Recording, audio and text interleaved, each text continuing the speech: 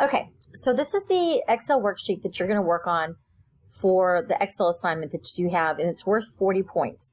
The link is actually on the left-hand side in Blackboard with a due date. Right now the due date is April 2nd, but I will probably extend that due date a little bit. Normally we would do this in a lab together, but I'm trying out this Screencatcher to see how it works. Okay, so when you get the Excel assignment pulled up, you'll notice that you have a worksheet. This is actually from Chapter 4. This is something that was done in Chapter 4. The worksheet starts off with the listing of all the counts and then the unadjusted trial balance. All right, then the adjustments that you made were done and noted in here in the adjustment columns. We actually did one of these by hand when we were working on Chapter 4, I believe.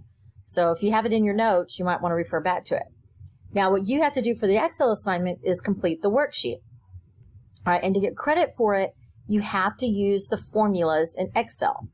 All right, so you're going to add and subtract these adjustments from the original balances over here. Okay, sorry about that. Didn't mean to move that. All right, so if you're looking at something with a debit balance, then you're going to do equal plus the original debit balance, and you click on the cell, plus any debit adjustments. I'm sorry, this one's minus any credits. And I'm doing it for cash even though there's no adjustments, but I'm showing you the basic formula.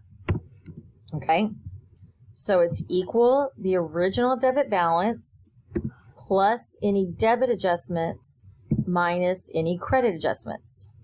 All right, now once you have the formula in, you don't necessarily need to retype it over and over.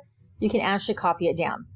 One way to copy is to click and get the little plus sign, the skinny little plus sign, and then drag that down. All right, we just want to drag it as far as furniture.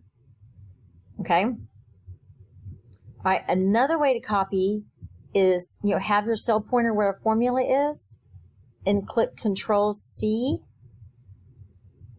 and then go down to where more debit balances are. So for instance, dividends has a debit balance. Actually, the building has a debit balance. So I can do Control V. I can do Control V for land. Then I can click by dividends and do Control V. And then I can actually highlight all these expenses and click Control V. Okay.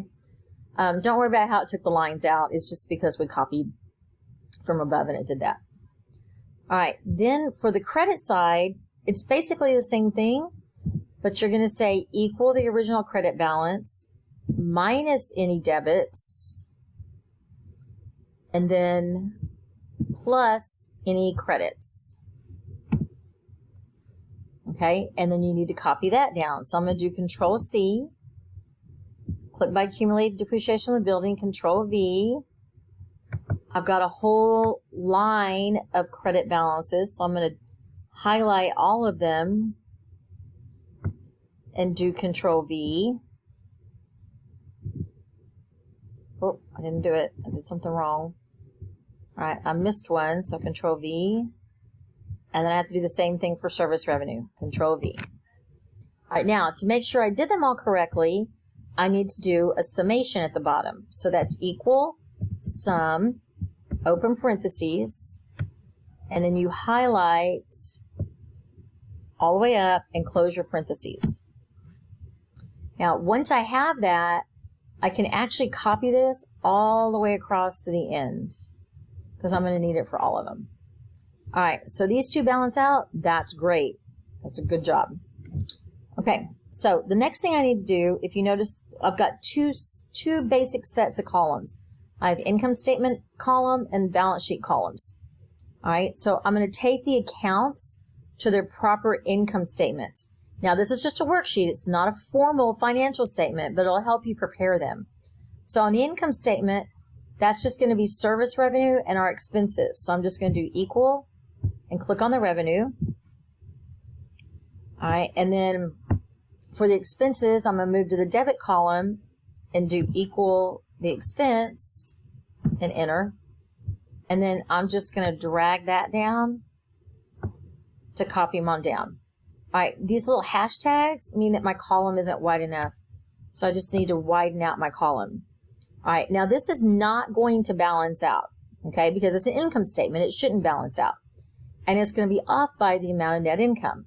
So you click right here in this cell next to net income and do equal the 107 minus the 84, right? And that's your net income. So then add these two together.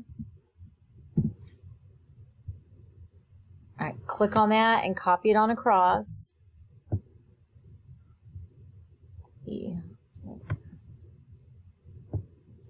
All right, and then notice those net income, made it balance out, but on a formal income statement, you're going to end at net income. It's not going to ever balance out. This is just a worksheet for us. All right, then you're going to do the same thing with the balance sheet accounts. You're going to come up here to the debit next to on the cash line, and you're going to say equal the account that was on the adjusted trial balance, or the amount.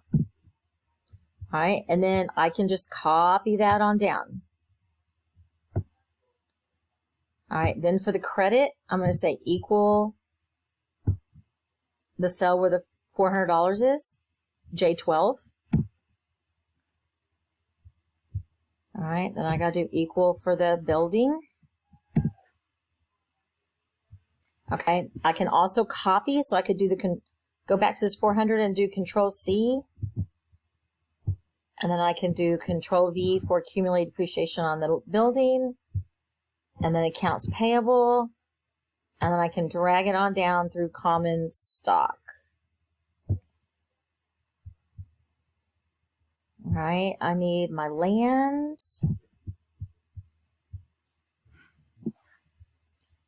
All right, and then I can copy that, Control C.